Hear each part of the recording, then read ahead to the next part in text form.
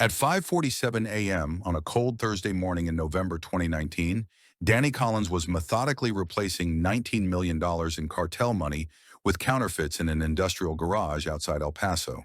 The 38-year-old garbage collector's calloused hands moved with surgical precision, his engineering background guiding every calculated movement. Each $50,000 bundle was wrapped in the same industrial plastic the Juarez cartel used to transport profits back to Mexico. The counterfeits produced by master forger Tommy Rizzo were virtually indistinguishable from real currency. He had 3 minutes and 47 seconds before Carlos Mendez at Casa Verde restaurant would suspect something wrong with the routine garbage pickup. The last bundle slipped into place. Danny sealed the bags with municipal ties, loaded them into his Collins waste management truck, and took one final look at the fortune. Before I walk you through the full story, I just have a small favor to ask. Make sure to subscribe to the channel, hit that like button, and let me know in the comments. What city are you watching from? It's always amazing to see how far this audience is reaching. The story of how Danny Collins, a former software engineer turned garbage collector, came to steal $19 million from one of Mexico's most dangerous drug cartels, began on a seemingly ordinary August morning, 3 months before the heist. Danny guided his waste management truck through the pre-dawn streets of El Paso's industrial district, following the same route he'd driven for the past 2 years. At 38, he carried himself with the quiet resignation of a man whose dreams had been systematically dismantled by circumstances beyond his control. His broad shoulders bore the weight of both physical labor and the crushing financial burden that had become his daily reality. Once, Danny Collins had been Daniel Collins, senior software engineer at Innovate Solutions, a promising tech startup that had burned through venture capital during the 2008 financial crisis. His apartment had been filled with cutting-edge computers and the optimistic energy of a young professional on the rise. Now he lived in a cramped 2-bedroom unit, sharing space with mounting bills and the constant worry about his mother's deteriorating health. Mary Collins was dying of stage 4 pancreatic cancer. The experimental treatments that offered her only hope of survival cost $15,000 per month, money that Danny's father Frank's small waste management company couldn't provide. Their family business, Collins Waste Management, employed 12 people and served the industrial corridor of El Paso with the kind of personal service that larger companies couldn't match. But personal service didn't generate the kind of revenue needed to fight cancer. Danny's student loan debt of $180,000 had seemed manageable when he was earning a software engineer's salary. Now working for his father's company at $38 an hour, it represented a lifetime of indentured servitude. His girlfriend Sarah, unaware of the full extent of their financial crisis, had begun discussing marriage and children, conversations that felt like additional weights added to an already unbearable load. The Casa Verde restaurant had been on Danny's Thursday route for 8 months.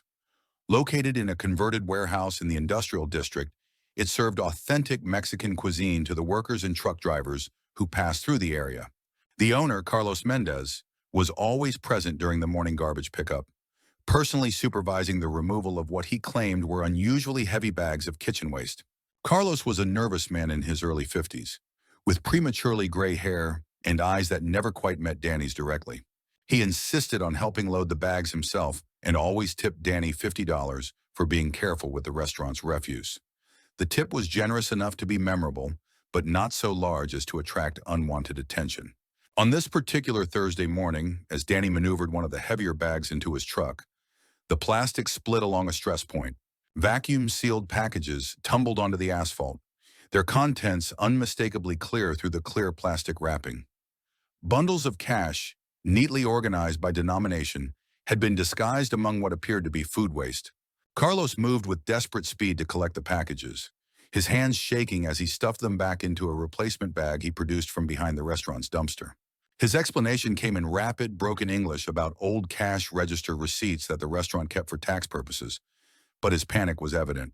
Danny helped gather the packages, maintaining the facade of a worker simply doing his job, but his analytical mind was already processing what he'd witnessed.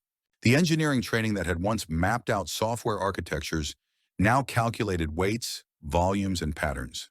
The bags from Casa Verde were consistently heavier than normal restaurant waste would justify. The pickup always occurred on Thursdays at exactly 6 a.m., when the industrial district was still largely empty. Carlos's nervousness suggested something far more significant than tax documentation. That evening, Danny sat in his apartment's small living room, ostensibly watching television while his mind raced through the implications of the morning's discovery. Sarah had gone to bed early, exhausted from her job as a medical technician at the local hospital. She'd mentioned again that several of her colleagues were starting families, dropping hints about their own future that Danny deflected with practiced ease. His laptop, an aging machine that had survived from his software engineering days, sat open on the coffee table. Within hours, Danny had penetrated Casa Verde's rudimentary computer system through a combination of social engineering and basic SQL injection attacks. The restaurant's legitimate business generated modest revenue, but their vendor payment system showed irregularities that painted a different picture. Large cash transactions appeared in the books every Thursday, described as payment for specialty food suppliers that didn't seem to exist when Danny traced their registration information. The amounts varied but always fell within the reporting thresholds that would avoid triggering federal banking oversight. Someone was using Casa Verde to launder substantial amounts of cash, processing it through the restaurant's accounts before transferring it to destinations in Mexico. Danny's research into Carlos Mendez revealed a man with no criminal record but connections that raised questions. Property records showed that Carlos had purchased Casa Verde with cash 3 years earlier, despite having no documented income sufficient for such a transaction. His previous employment history was sparse, with long gaps that suggested either undocumented work or activities he preferred to keep private. The pieces formed a picture that Danny's analytical mind couldn't ignore. Casa Verde was a front for money laundering operations, most likely connected to the drug trade that moved billions of dollars between Mexico and the United States every year. The cash he'd seen that morning represented just 1 week's worth of dirty money being processed through the restaurant's books. As August turned to September, Danny's mother's condition worsened. The conventional treatments covered by her insurance had failed, and the experimental protocol recommended by her oncologist at MD Anderson Cancer Center in Houston required immediate action. The treatment carried no guarantee of success, but it represented Mary Collins' only remaining chance at survival. The cost was staggering, $15,000 per month for at least 6 months, with additional expenses for travel and accommodation in Houston. Frank Collins had already mortgaged the family business and exhausted his retirement savings. The family's medical insurance, already stretched by Mary's conventional treatments, classified the experimental therapy as investigational and therefore not covered. Danny found himself calculating the impossible mathematics of his situation. His current salary, even with overtime, couldn't service his existing debt while contributing meaningfully to his mother's treatment. A second mortgage on Frank's already leveraged business was impossible. Bank loans required income verification that would reveal the family's precarious financial position. Every Thursday morning, Danny watched Carlos Mendez supervise the loading of bags that contained more money than the Collins family would see in a lifetime. The irony was impossible to ignore. Drug money, which had destroyed countless families and communities, was passing through his hands while his own family faced financial destruction. The moral calculus began slowly, almost imperceptibly. Danny had always considered himself an honest man, someone who believed in working hard and playing by the rules. But the rules seemed designed to protect people like Carlos Mendez while abandoning families like his own. The money flowing through Casa Verde represented profit from human misery, cocaine and heroin that killed children and destroyed neighborhoods. Taking a portion of that money to save his mother's life seemed less like theft and more like justice. By early October, Danny had convinced himself that one bag of money wouldn't be missed from the weekly shipment. The cartel processed millions of dollars through multiple operations across the Southwest. A single bag might be attributed to counting errors or minor skimming by low-level operatives. The risks seemed manageable, especially weighed against the certainty of his mother's death without treatment. But Danny's engineering background demanded more than wishful thinking. If he was going to do this, he needed a plan that accounted for every variable and contingency. This wasn't going to be a desperate grab for quick cash. It would be a carefully orchestrated operation that minimized risk while maximizing the chance of success. Danny's transformation from desperate son to calculated criminal began with the methodical observation skills that had made him a successful software engineer. For 2 weeks in October, he dedicated every spare moment to studying the Casa Verde operation with the intensity of a doctoral thesis. The restaurant's daily routine followed predictable patterns. Carlos arrived every morning at 4:30 a.m., an hour before his legitimate staff. He spent 30 minutes in the back office, presumably counting and preparing the money for pickup.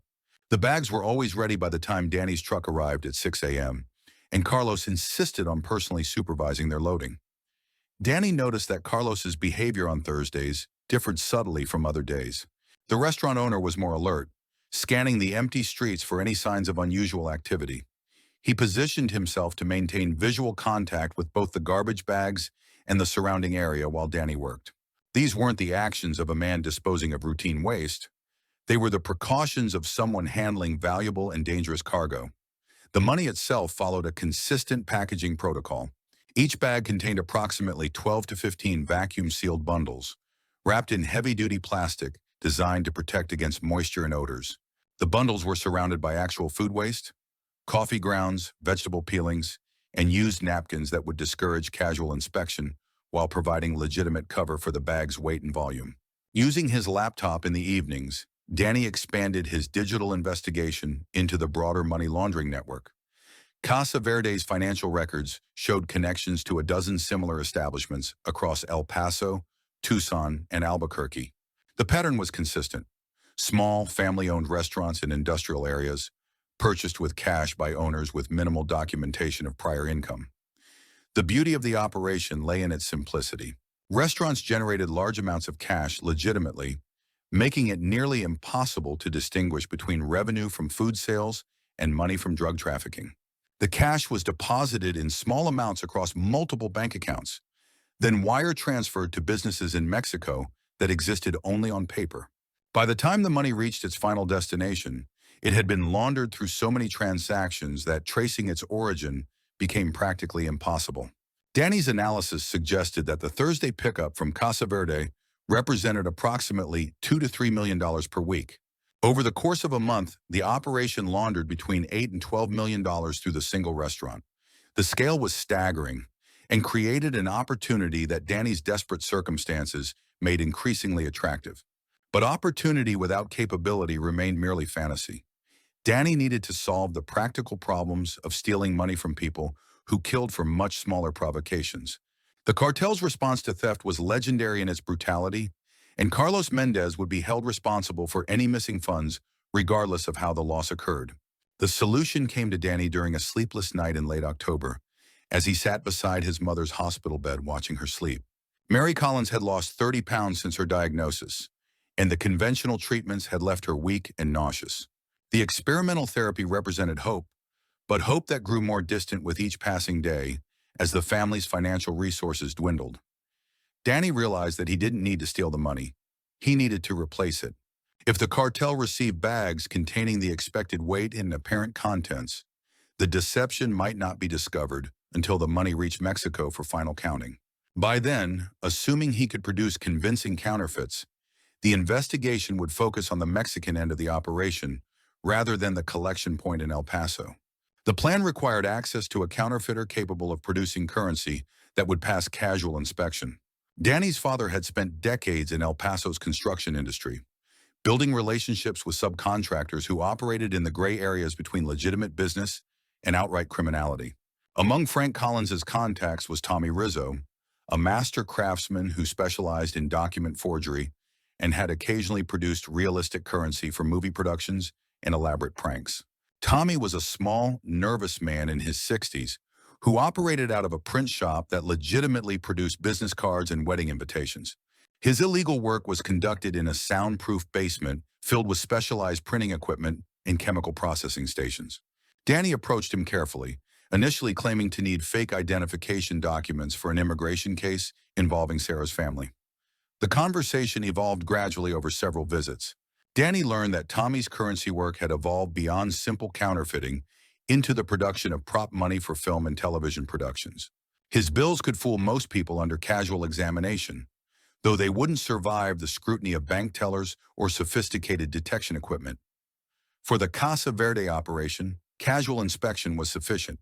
The cartel's money counters in Mexico would eventually discover the deception, but not until the bills had been transported across international borders and integrated into the organization's financial systems.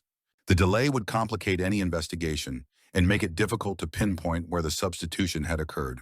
Tommy's price for producing $19 million in counterfeit currency was $500,000, a substantial fee, but one that still left Danny with enough money to fund his mother's treatment and provide financial security for his family.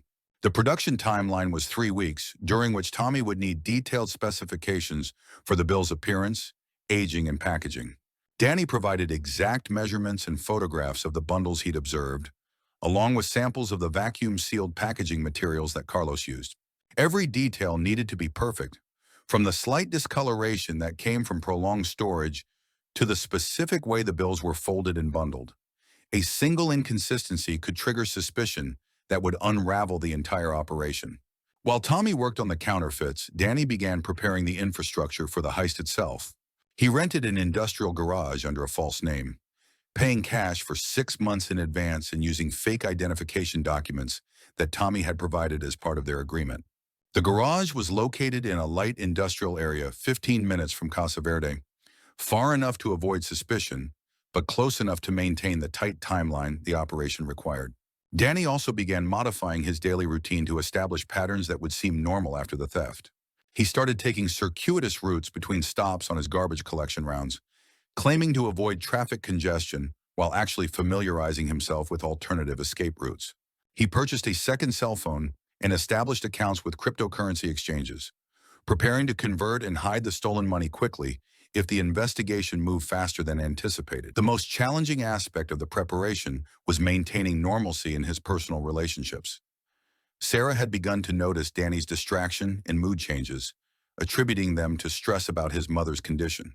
Frank Collins observed his son's late-night absences and unexplained errands with the concerned eye of a father who sensed trouble but couldn't identify its source. Danny's relationship with his mother became both his motivation and his greatest source of guilt. Mary Collins had raised her son to believe in honesty and hard work, values that had guided the family through decades of financial struggle without resorting to criminal shortcuts. The irony that Danny was preparing to betray everything she had taught him in order to save her life created a psychological burden that grew heavier with each passing day. By mid-November, the preparations were complete. Tommy had produced currency that was virtually indistinguishable from the real thing, complete with appropriate aging and wear patterns. The industrial garage was equipped with everything Danny needed to execute the switch quickly and efficiently. Alternative transportation and escape routes had been planned and practiced. The only remaining variable was timing. Danny needed to execute the heist during a period when his absence from the normal routine wouldn't be immediately noticed, and when the stolen money could be hidden and converted before the deception was discovered in Mexico. The cartel's transportation schedule suggested that money collected on Thursday morning wouldn't reach its final destination until the following Tuesday, providing nearly a week of lead time. Everything was ready. Danny had planned and prepared with the thoroughness that had made him a successful engineer, but he was about to discover that no amount of preparation could fully account for the psychological weight of crossing the line from honest citizen to criminal. The engineering mind that had mapped out every detail of the operation couldn't calculate the cost to his soul. Thursday, November 14th, 2019 began like every other day in Danny Collins' carefully orchestrated routine. He arrived at the Collins Waste Management Depot at 4:45 a.m., performed his standard pre-trip inspection of the garbage truck, and reviewed his route assignments with the dispatcher. Nothing in his behavior suggested that this would be anything other than another routine day, collecting industrial waste from El Paso's business district. The counterfeit money occupied a concealed compartment that Danny had installed behind the truck's legitimate cargo area. $19 million in carefully crafted fake bills, bundled and packaged to match exactly the cartel's transportation protocols, waited for their moment of deployment. Tommy Rizzo's craftsmanship was exceptional. Even Danny, who had studied hundreds of photographs of the original currency, couldn't distinguish between real and counterfeit without close examination. Danny's route that morning included 7 stops before Casa Verde, giving him time to settle into the familiar rhythm of waste collection while managing the adrenaline that threatened to overwhelm his carefully maintained composure. Each routine task, emptying dumpsters, updating collection logs, exchanging pleasantries with early shift workers, served as a small anchor to normalcy before he irrevocably changed the course of his life. Casa Verde appeared unchanged as Danny's truck rounded the corner at 5:58 a.m. The restaurant's exterior lights illuminated the empty loading dock where Carlos Mendez waited with the 12 bags that contained the week's collection of laundered drug money. Carlos's behavior pattern was consistent with previous Thursdays. Nervous energy, constant surveillance of the surrounding area, and obsessive attention to the loading process. Two details immediately caught Danny's attention. First, Carlos was accompanied by two men Danny had never seen before. Younger Hispanic males who carried themselves with the alert tension of professional security. Second, Carlos himself seemed more agitated than usual, checking his watch repeatedly and scanning the empty streets with obvious anxiety. Danny forced himself to proceed normally, backing his truck to the loading dock and beginning the routine transfer of bags from the restaurant to his vehicle. The presence of additional security complicated his plan, but didn't necessarily derail it. The extra men were focused on external threats, not on the possibility that the garbage collector himself might represent a danger. Carlos supervised the loading with his usual intensity, but Danny noticed that the restaurant owner was counting bags twice, comparing his tally against a handwritten list. The money was unusually important this week, perhaps funding for a major operation or payment for a significant drug shipment. The stakes were higher than Danny had anticipated, which made both the reward and the risk proportionally greater. The loading process took 8 minutes, slightly longer than usual due to Carlos's additional security precautions. Danny maintained casual conversation about the weather and local sports while internally calculating timing and distances. The industrial garage was 11 minutes away at normal driving speed, plus 4 minutes for the substitution process, plus 9 minutes to return. 24 minutes total, within the margin of error for his normal collection routine. As Danny secured the last bag in his truck, Carlos approached with the usual $50 tip. But instead of simply handing over the money, the restaurant owner studied Danny's face with uncomfortable intensity. His words were carefully chosen, delivered in accented English that carried unmistakable undertones of threat. Carlos reminded Danny about the importance of being careful with Casa Verde's waste, emphasizing that the restaurant's success depended on reliable service from trusted partners. He mentioned that he knew Danny had been working the route for months and had always demonstrated complete professionalism. The subtext was clear. Carlos was evaluating Danny's trustworthiness while simultaneously warning him about the consequences of betraying that trust. Danny accepted the tip and assured Carlos that Casa Verde's business was important to Collins Waste Management. He promised continued reliable service and expressed appreciation for the restaurant's consistent partnership. Every word was calculated to reinforce his image as a simple working man who wanted nothing more than to complete his route and collect his paycheck. The drive to the industrial garage required extraordinary self-control. Danny's hands gripped the steering wheel tightly enough to leave marks, and his heart rate elevated to levels that made him lightheaded. The bags in the back of his truck contained enough money to solve every financial problem his family faced, but they also represented a death sentence if his plan was discovered. The garage's rolling door opened to reveal the staging area Danny had prepared over the previous weeks. Work tables positioned for maximum efficiency, replacement bags preloaded with counterfeit bundles, and digital scales for verifying weight consistency. Every tool and surface had been arranged to minimize the time required for the substitution process.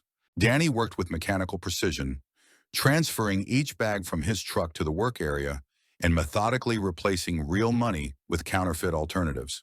The bundles were heavier than he had anticipated, not just currency, but also coins and what appeared to be precious metals mixed with the cash. The cartel was moving more than just drug profits. They were transferring wealth in multiple forms. Each bundle required careful handling to preserve the packaging integrity that would fool casual inspection. Danny photographed the original arrangement before making any changes, ensuring that the replacement bags would match exactly the original's appearance and weight distribution. The counterfeit money was convincing enough to pass visual examination, and Tommy had included metal strips and chemical treatments that would fool basic detection methods. The substitution process took 18 minutes, 6 minutes longer than planned, but still within acceptable parameters. Danny's engineering background proved invaluable, allowing him to work systematically through the exchange while maintaining awareness of timing and potential complications. The real money, nearly $19 million in cash and precious metals, lay scattered across the garage floor like the contents of a child's treasure chest. Loading the counterfeit-filled bags back into his truck required additional care to ensure that nothing in their external appearance would alert Carlos or his security team to the substitution. Danny arranged the bags in exactly the same configuration they had occupied during transport from Casa Verde, matching even minor details like which handles faced which direction. The return journey to Casa Verde tested Danny's ability to compartmentalize stress and maintain professional composure. Every traffic light seemed to last forever. Every police car represented potential disaster, and every radio call from his dispatcher might herald the discovery of his crime. But the streets remained normal, the radio traffic routine, and Casa Verde unchanged when he arrived to complete the delivery. Carlos's inspection of the returned bags was cursory but thorough. He verified the count, checked that the packaging appeared intact, and confirmed that the bags felt appropriately heavy. The restaurant owner's suspicious nature worked in Danny's favor. His focus was on external threats and potential government surveillance, not on the possibility that his trusted garbage collector had become his greatest enemy. The transfer of bags from Danny's truck to the cartel's transportation vehicle took place with the same precision that had characterized the morning's pickup. Carlos supervised while his security team maintained perimeter awareness, watching for law enforcement or rival organizations that might attempt to intercept the shipment. None of them suspected that the money they were protecting with their lives had already been stolen and replaced with worthless paper. Danny collected his usual tip and confirmed next week's pickup schedule with Carlos before departing Casa Verde for the final time as an honest garbage collector. The remaining stops on his route were completed in a blur of mechanical routine, his mind simultaneously processing the magnitude of what he had accomplished and beginning to plan for the consequences that would inevitably follow. By noon, the truck containing $19 million in counterfeit money was crossing the bridge into Juarez, beginning the journey that would eventually deliver Danny's deception to counting rooms controlled by some of Mexico's most dangerous criminals. The discovery was still days away, but when it came, the response would be swift and brutal. Danny finished his shift and returned to the depot as if nothing had changed. He completed his post-trip vehicle inspection, filed his route reports, and exchanged routine workplace banter with his colleagues. But everything had changed. In the space of a single morning, Danny Collins had crossed the line from desperate victim of circumstances to criminal who had stolen more money than most people could imagine. The industrial garage now contained enough wealth to fund his mother's treatment, pay off his student loans, and provide financial security for his family for the rest of their lives. But that wealth came with a price that Danny was only beginning to understand. He had committed a crime against people who responded to theft with torture and murder, and he had approximately 1 week to convert his stolen fortune into safety before the hunting began. The first 72 hours after the heist passed with deceptive normalcy. Danny maintained his regular work schedule, visiting his mother at the hospital each evening. The stolen money remained hidden in the industrial garage while he waited for the inevitable discovery that $19 million had been replaced with counterfeits. Danny's behavior reflected extraordinary psychological compartmentalization. During daylight hours, he functioned normally as a garbage collector and devoted son, completing routes efficiently and maintaining friendly relationships with colleagues. But nights told a different story. Unable to sleep, startling awake with racing heart and sweat-soaked sheets, obsessively reviewing news reports and police scanner traffic for any indication the theft had been discovered. On Sunday evening, 3 days after the heist, Danny made his first move toward converting the stolen fortune. He returned to the industrial garage and began documenting $18.5 million in cash and precious metals. The money filled 6 large suitcases, with additional space for gold coins and platinum bars mixed with currency. The experimental cancer treatment began Monday morning. Mary Collins was admitted to MD Anderson Cancer Center in Houston for immunotherapy, combined with targeted radiation. Danny drove his mother personally, struggling with knowledge that her treatment was funded through crime. Mary remained optimistic, discussing Christmas plans and hope for seeing grandchildren, her faith making Danny's betrayal of her values even more painful. The discovery came Tuesday morning, exactly as Danny had predicted. Counterfeit money was detected during routine processing at a cartel facility in Guadalajara, 18 hours after crossing the border. The response was immediate and devastating. Rafael Vega, the cartel leader responsible for southwestern money laundering operations, was legendary for violence even among Mexican drug traffickers. The theft of $19 million represented both personal insult and challenge to his authority, demanding immediate response. Vega's investigation began assuming internal theft. When low-level operatives were cleared through brutal interrogation, attention turned to collection points. Casa Verde was the only facility that had processed a shipment large enough to account for the missing money. Carlos Mendez received a death sentence disguised as a polite phone call at 3:30 a.m. Wednesday. Vega's representative requested Carlos travel immediately to a Juarez warehouse for a business meeting. Carlos recognized the true meaning. He had been in money laundering long enough to know. Carlos's 6-hour interrogation employed professional techniques designed to extract accurate information. Under extreme duress, he provided detailed information about Casa Verde's operations, insisting he had personally supervised the Thursday pickup and nothing unusual had occurred. One potentially significant detail emerged. Danny Collins had seemed slightly more nervous than usual, an observation dismissed at the time as workplace stress. Vega's investigators arrived in El Paso Thursday morning as businessmen conducting routine audits. Danny Collins' name emerged during interviews and service provider records review. Background checks revealed the perfect profile: former software engineer with technical skills, substantial debt, and mother dying of cancer. Exactly someone desperate enough to steal from cartels and smart enough to plan sophisticated heists. Friday morning, exactly 1 week after theft, surveillance teams positioned around Danny's apartment, his father's facility, and the hospital. Danny had anticipated surveillance but hoped for more time.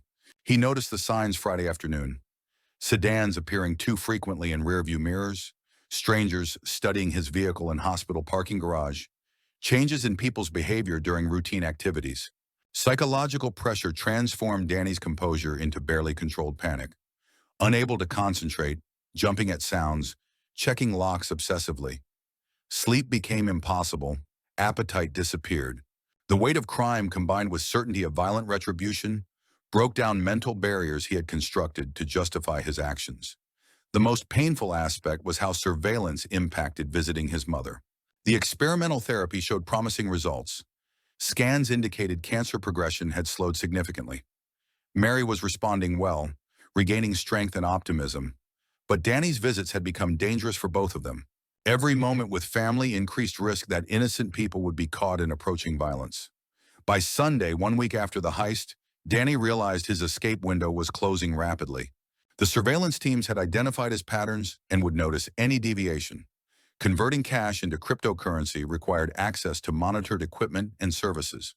Carlos Mendez had been missing 4 days, a clear message about cartel intentions.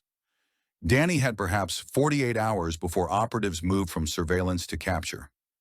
Capture meant torture, interrogation, and execution. Everything Danny had worked to accomplish: his mother's treatment, family's financial security, his survival, now depended on his ability to disappear completely before the cartel closed their carefully constructed trap. Sunday night, November 24, 2019, marked the end of Danny Collins' life as he knew it.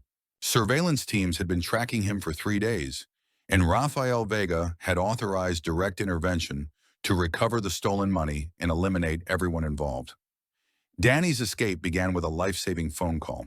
At 11:47 p.m., his neighbor Mrs. Rodriguez reported that strange men had been asking questions about his routine. The elderly woman's warning gave Danny perhaps 30 minutes before the cartel's assault team arrived. His escape plan activated immediately. A single suitcase contained essential documents, $2 million in cash, and survival supplies. The remaining $16.5 million would be abandoned, a devastating loss, but one that preserved survival. Danny abandoned everything that had defined his 38 years: family photographs, engineering mementos, personal belongings. He took a final look at the living room where he and Sarah had planned their future, knowing he would never see her again. The route to the industrial garage led through back streets where surveillance would be difficult. Danny drove with methodical care, checking mirrors constantly. Every set of headlights represented potential death. $2 million filled a duffel bag that Danny loaded into a stolen pickup truck prepared for this contingency. The remaining money, $16.5 million, was left behind the garage's false walls for eventual recovery. The most painful aspect was abandoning his family to save himself. His mother's cancer treatment would continue only 6 more weeks. Mary Collins would die believing her son had simply disappeared, unaware he had stolen millions to save her life before being forced to flee. The journey from El Paso began at 2:30 a.m., heading northeast toward Dallas while avoiding highways with license plate readers. Behind him, the cartel's assault team found an empty apartment at 3:15 a.m., evidence of hasty departure, but no indication of where their target had gone. In Dallas, Danny connected with specialists in identity transformation. The process from Danny Collins to Daniel Collinson took 3 weeks and consumed most of his remaining resources. New social security number, driver's license, credentials, and employment history that would withstand scrutiny. By Christmas 2019, Daniel Collinson arrived in Vancouver as an IT consultant. The initial loneliness was overwhelming, but preferable to the cartel's alternative.